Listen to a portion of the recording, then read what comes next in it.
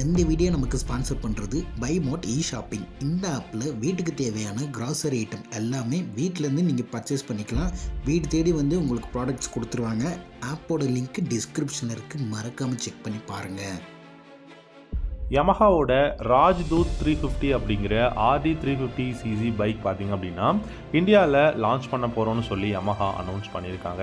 இந்த RD 350 பொறுத்த வரைக்கும் உங்களுக்கு 2,25,000 எக்ஸோரூம் ப்ரைஸில் நமக்கு இந்தியாவில் வந்து லான்ச் பண்ண போகிறதா யமஹா அனௌன்ஸ் பண்ணியிருக்காங்க. இந்த ராஜ்தூத் 350 பொறுத்த வரைக்கும் பார்த்தீங்கன்னா ரொம்ப வருஷத்துக்கு முன்னாடி இந்தியாவில் இருந்ததுங்க. பட் லேட்டராக அதுக்கு அப்டேட்ஸ் கொடுக்க முடியல. BS6ஓட பேஸ் டு எமிஷன் ஆர்ம்ஸ் எல்லாமே இப்போ வந்துருச்சு. பட் அந்த டைமில் வந்து பெருசாக உங்களுக்கு அப்டேட்ஸும் கொடுக்க முடியல. அதுக்கப்புறம் பார்த்திங்க அப்படின்னா உங்களுக்கு பெரிய அளவுக்கு சேலும் இல்லாதனால டிஸ்கன்டினியூ பண்ணிட்டாங்க. பட் இந்த RD 350 பொறுத்த வரைக்கும் உங்களுக்கு சூப்பரான ஹார்ஸ் பவர் அண்ட் டார்க் கொடுத்துருந்தாங்க. கிட்டத்தட்ட 30.5 ஹார்ஸ் பவரும் 35 நியூட்டன் டார்க்கும் வந்து ப்ரொடியூஸ் பண்ண முடியும், அந்த அளவுக்கு இருந்தது. ஸோ இது வந்து பார்த்தீங்கன்னா இந்தியாவில் இருந்த RD 350. இதே நீங்கள் ஜப்பானில் எடுத்துக்கிட்டிங்கன்னா இதிலிருந்து உங்களுக்கு கிட்டத்தட்ட 40 ஹார்ஸ் பவரும் 40 நியூட்டன் டார்க்கும் ப்ரொடியூஸ் பண்ணக்கூடிய பைக் எல்லாமே இருந்தது. பட் இந்தியாவை பொறுத்த வரைக்கும் பார்த்தீங்கன்னா ப்ரைஸ் எல்லாமே கம்மியாக கொடுக்கணும் அப்படிங்கிறதுக்காக பவர் அண்ட் டார்க் எல்லாமே கம்மி பண்ணி தான் இந்தியாவில் லான்ச் பண்ணியிருந்தாங்க. இந்த பைக்கை பொறுத்த வரைக்கும் 6 ஸ்பீட் கியர் பாக்ஸ் வந்து இருக்க போகுது. 16 litres of fuel tank capacity, 155 kilogram weight, 155 mm வந்து கிரவுண்ட் கிளியரன்ஸும் இருக்கும் அப்படிங்கிற மாதிரி சொல்லியிருக்காங்க.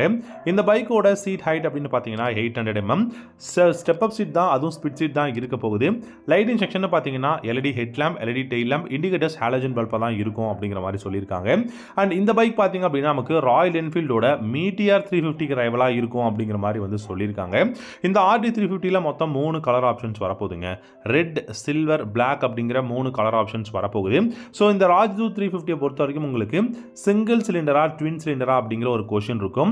கண்டிப்பாக 2,20,000 அந்த ஒரு ப்ரைஸ் ரேஞ்ச் அப்படின்னா சிங்கிள் சிலிண்டர் தான் இருக்கும். இல்லை நமக்கு வந்து ட்வின் சிலிண்டராக தான் வேணும், பழையபடி அது 2 ஸ்ட்ரோக் இன்ஜின் அப்படிங்கிறதுனால நமக்கு ப்ரைஸும் கம்மியாக இருந்தது. அதே சமயம் பார்த்தீங்கன்னா உங்களுக்கு நல்ல பவர் அண்ட் டார்க் கொடுத்தாங்க. பட் இந்த டைம் நமக்கு 2 ஸ்ட்ரோக் வரப்போகிறது கிடையாது. அதுலேயும் உங்களுக்கு ட்வின் சிலிண்டர் வரவே போகிறது கிடையாது. ஸோ நமக்கு 4 ஸ்ட்ரோக் 4 வால்வ் இன்ஜினில் தான் வரப்போகுது.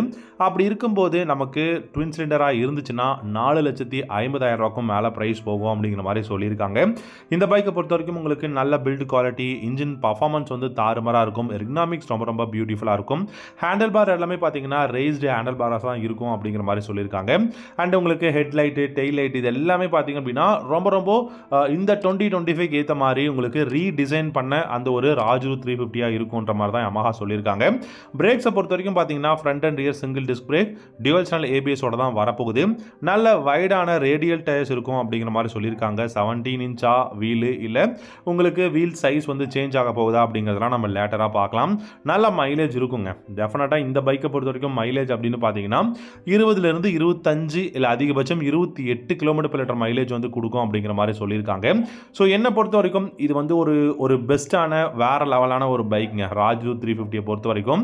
இந்த பைக் இப்போ 2025ல எந்த பைக்கோட இன்ஜின் பிளாட்ஃபார்ம்லேருந்து வரப்போகுது அப்படிங்கிறத பார்த்துட்டு தான் இந்த பைக் ஒர்த்தா இல்லை வேல்யூ ஃபார் மணியா இல்லையா அப்படிங்கிறதெல்லாம் நம்ம பார்க்க முடியும். பட் பழைய மாடலோட கம்பேர் பண்ணிங்க அப்படின்னா டெஃபினட்டாக வேறு லெவலான ராஜ்தூத் 350ன்னு சொல்வேன். இப்போது என்ன மாதிரியான ஸ்பெசிஃபிகேஷனில் வரும் அப்படிங்கிறத நம்ம இன்னும் கூடி சீக்கிரம் பார்க்கலாம். ஸோ நம்ம சொன்ன எல்லா ஸ்பெசிஃபிகேஷனும் வரதுக்கு நிறைய சான்சஸ் இருக்குது. ஏன்னா இதெல்லாம் வந்துச்சுன்னா நமக்கு நல்ல அஃபோர்டபுள் ப்ரைஸ்லையும் இந்த பைக் வந்து கிடைக்கும். ஸோ நீங்கள் இந்த ராஜ்தூத் 350 பற்றி என்ன நினைக்கிறீங்க? வந்துச்சுன்னா நல்ல பைக்காக இருக்கும்னு நினைக்கிறீங்களா? உங்களுடைய தாட்ஸ் அண்ட் கமெண்ட்ஸ் இந்த வீடியோவோட கமெண்ட் செக்ஷனில் கமெண்ட் பண்ணுங்கள். இந்த வீடியோ பிடிச்சிருந்தா லைக் பண்ணிக்கோங்க, நம்ம சேனலையும் சப்ஸ்கிரைப் பண்ணிக்கோங்க.